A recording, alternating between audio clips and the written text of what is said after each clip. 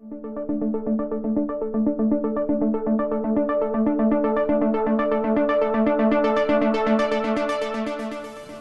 placement began in the mid-'70s when UPP opened shop, quite honestly. Prior to that, it would be prop masters and set decorators going out and getting the various props they need for the films. When the business was started, the networks and the studios simply poo-pooed it and said it wasn't important because they said that commercials were king. With the TiVoization of the world in the late 90s, all of a sudden, getting content was king. But having spent decades poo-pooing the concept of the industry of product placement, they couldn't very well go, psych, yes, we happen to agree with it now. So they developed this new phrase called branded integration. The difference is, with product placement, we're leveraging our relationships with the studio, above and below the line, the equity of the product and nothing more. With branded integration, we're bringing something extra to the table. That's a promise for cross-promotions, sweepstakes at retail, tagging and sniping ads, or that very popular cash on the barrelhead. Contracts are then set up so that very specific items have to be met by production for that payout to occur. And that payout and the contract are very specific. And what enables an agency or a brand to be able to do is go in and tweak the script with the permission of the studio, because the studio will never, carte blanche, give up artistic integrity. But if there's a meeting of the minds, and if the brand makes sense, and if everybody says yes and plays nicely and negotiates the fair term, that's the branded integration. A year and a half ago, no one, with the exception of the fans, knew what Twilight was. And I went to breakfast with, or I pitched several reporters, and I went to breakfast with Charlotte Hambrick at ET, and I said, Charlotte, you got to do me a favor. You got to put this on the air. Like, I got to get this out there. It was my new job. I'm like, I've got to put this thing on the map. And she goes, well, what is it? And I said, please trust me on this one. And I said, there's a huge fan base, and she has a daughter. And she said, I've never heard of it. Based on that relationship, though, she did trust me through many, many years of building this relationship and having great stories that we, worked on together. She did run the story, and it paid off. I mean, as you all know, the campaign sort of has just exploded.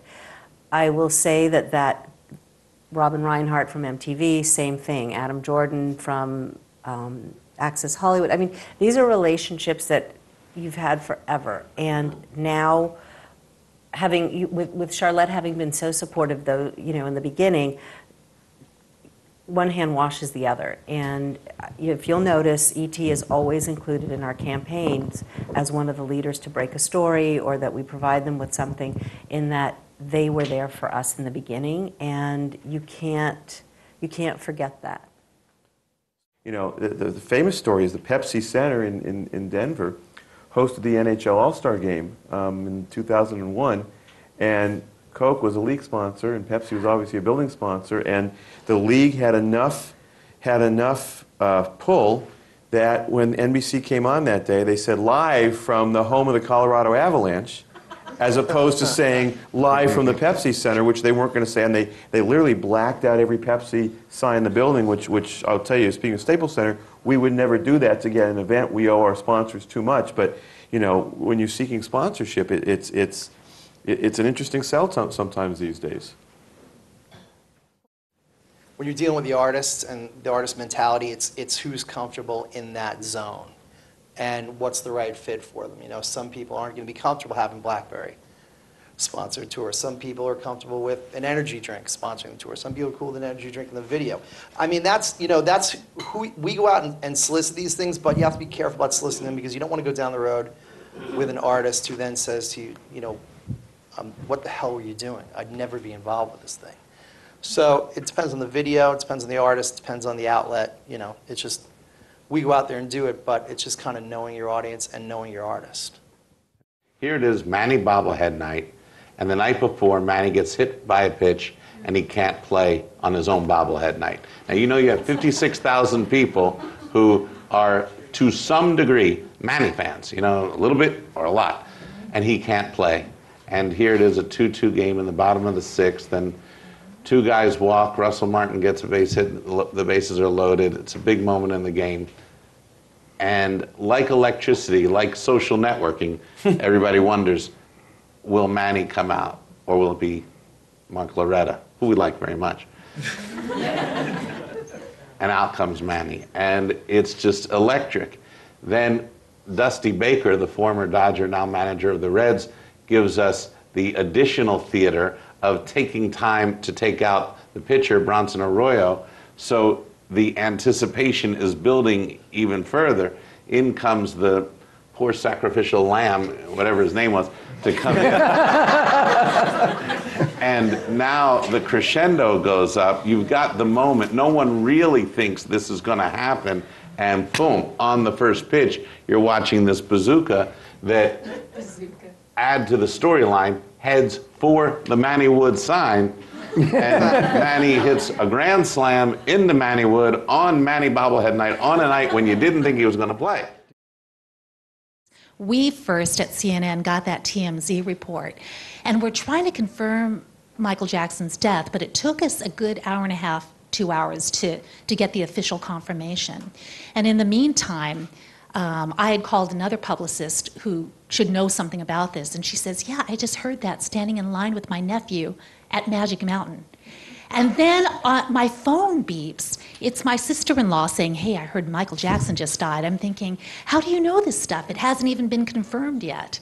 So I think it's real-time news that people are responding to right now, and things that aren't even confirmed that people are taking for fact just because it's out there in the ozone. There have been a number of brands that we've used in product placement, and we've helped make them iconic. Well, in the early 80s, we took on imported water from Europe when Americans did not want to spend $2 on bottled water. That was Evian. And we started making our gold process where monthly we would ship out Evian cases to talent, and we would ship it to the studios, and we would do everything we could to get it in film. Then it started catching on, and then the studio started calling us and say, we don't need money, but can you send us enough for cast and crew during the entire shoot? And all of a sudden, this Evian took over like wildfire, and we had them for about 16 or 18 years. Just last year, I bumped into the then president of Evian, and he looked at me. He didn't know me, but he knew the name, UPP, and he said, my God, you know, we owned the screen because of you guys. It was phenomenal. And all these afterthought companies came about doing it really because of the start of Evian in the early 80s. This was something that we at Summit really thought about before we went to Comic-Con, because we had a big celebration for the Twilight fans, and we took over one of the movie complexes, and we had a screening, and we were introducing a lot of the new actors that are in the next film, and a lot of the our licensees, a lot of our because we wanted it to be a fun celebratory evening, and there was one brand called I think I'm a Star or something. It's makeup, and we have this whole fun brand of Twilight makeup. And we were it was interactive. People could sit down and have their makeup done. Then there were T-shirts we were giving away, and that was by Nordstrom. So the next, you have to ask yourself the question: we have to be careful to not make this seem so over-commercialized, whereby we're now losing the essence of the product, which is a film, and it's become this whole other thing.